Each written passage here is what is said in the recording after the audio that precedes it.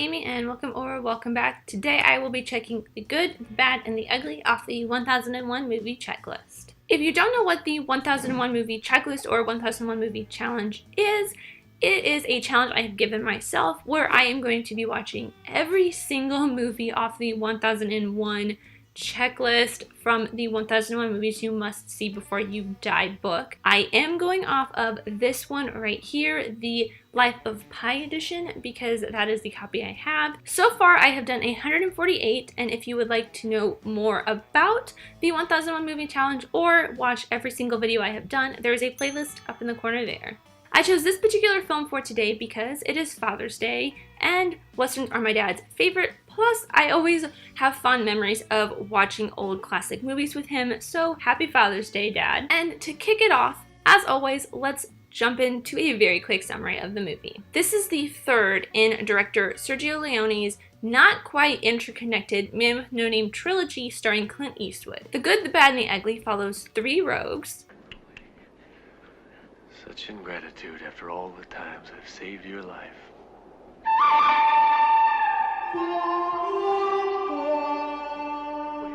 Wait a minute. You don't, this is only a trick. You wouldn't leave me.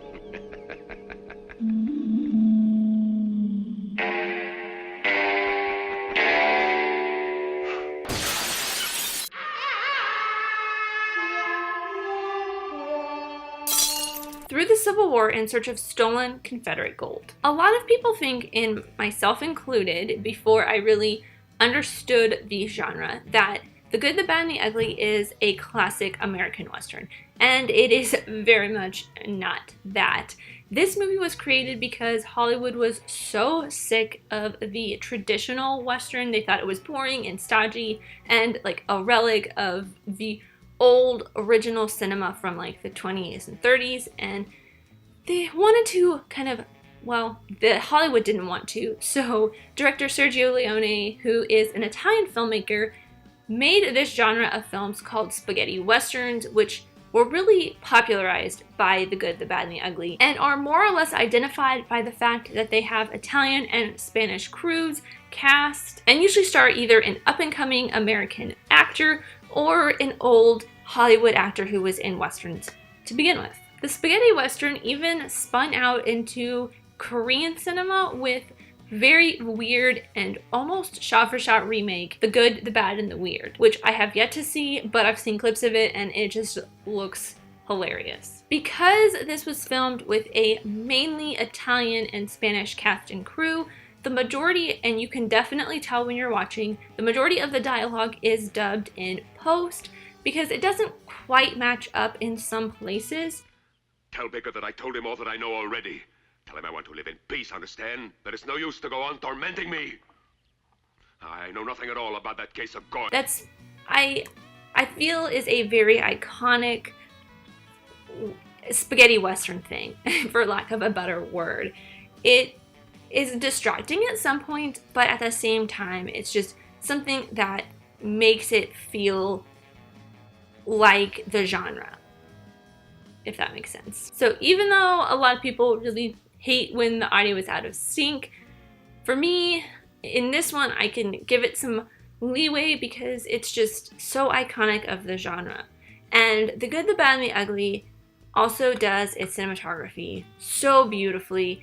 That is the defining feature of this film. The reason it is so popular is because Leone really didn't focus on the story. He really wanted to focus on just the beauty of the shots and interweaving them with the beautiful score.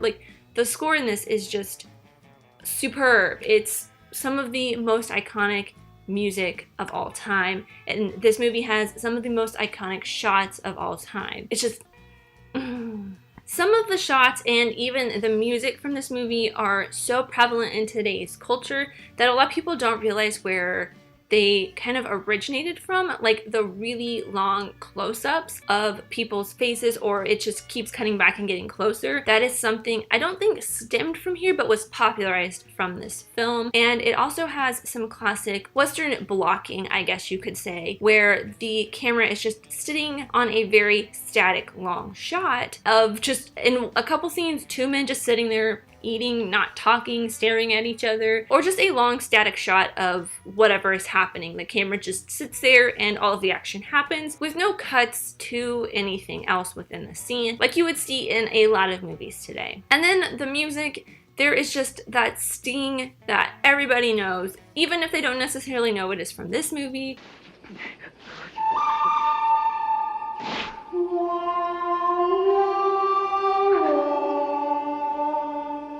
And it has this very classic feel that you can't quite put your finger on, but you just know that it's so epic and powerful, and it's from just something so moving and beautiful. I really, really loved the editing in this as well. It has some really great editing for a film from the 60s.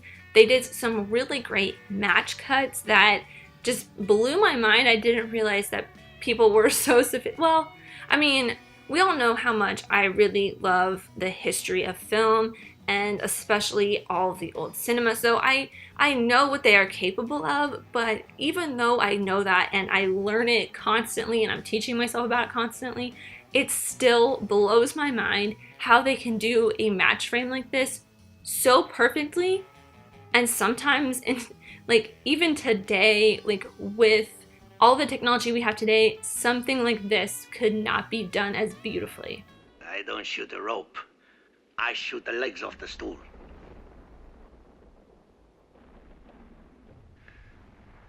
Adios.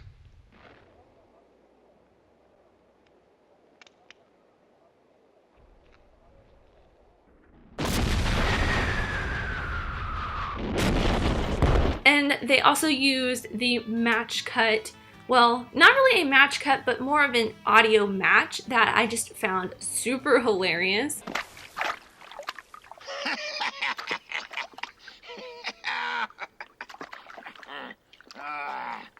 As well as this really cool tracking shot that looks like it's done in one take.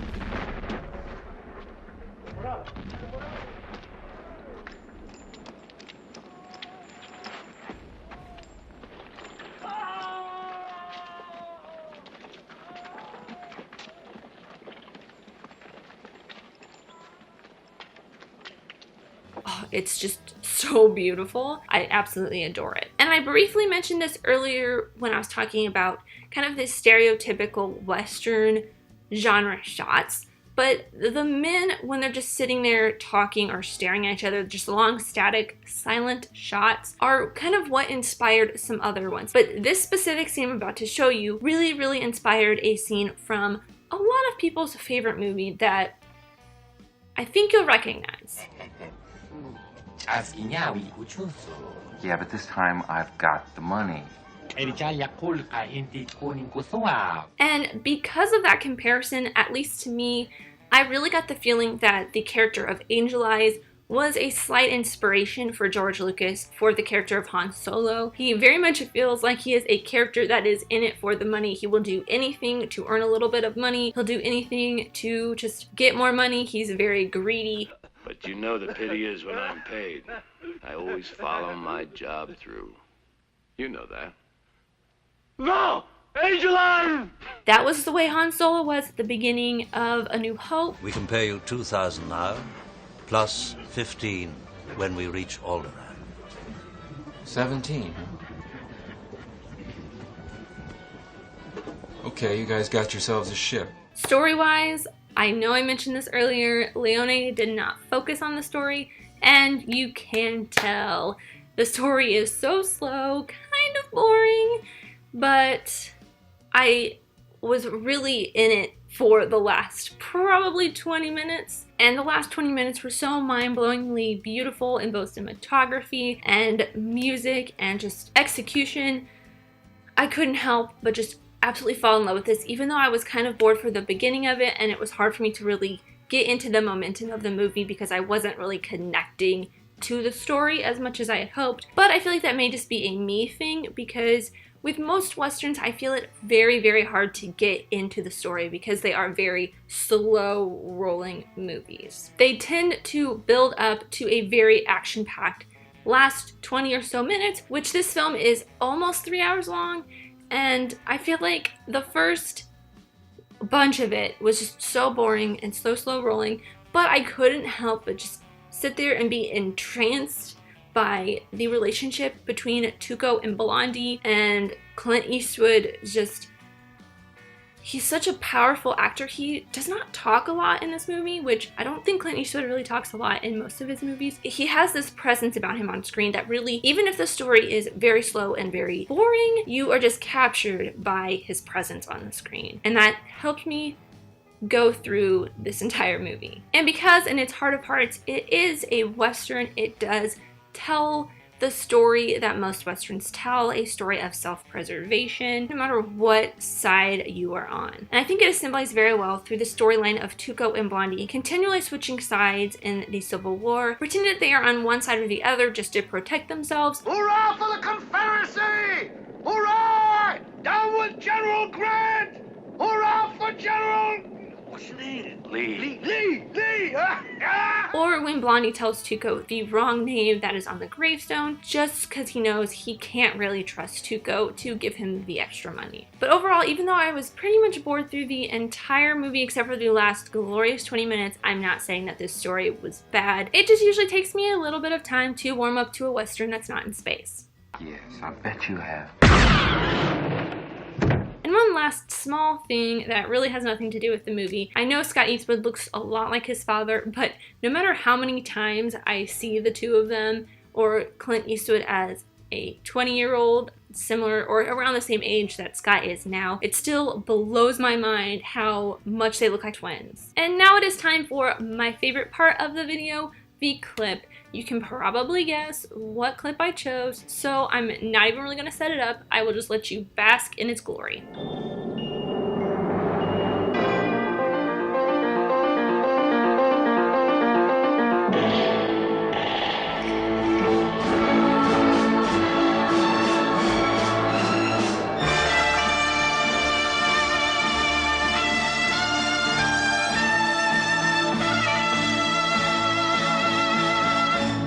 That is all I have for the good, the bad, and the ugly. As always, these are just my opinions, but I would love to know yours in the comments down below. If you want to know which films I have already watched, or just follow my progress in general, there's a link to a Google Doc in the description down below with every single movie I have checked off the list so far. I feel like I say this every single time, but for the next video, I want to do something a little bit different, or at least in this case, something I haven't done a whole lot of for this series, another musical. So in 2 weeks, I will be talking about Yankee Doodle Dandy, starring James Cagney. Thank you guys so much for watching. I really, truly do appreciate every single one of you. Let me know who you are in the comments down below, and let's be friends. If you enjoyed this, leave a like and subscribe if you're new, because I love talking movies, TV shows, filmmaking, and film history with you guys, and I'll see you next time. Bye!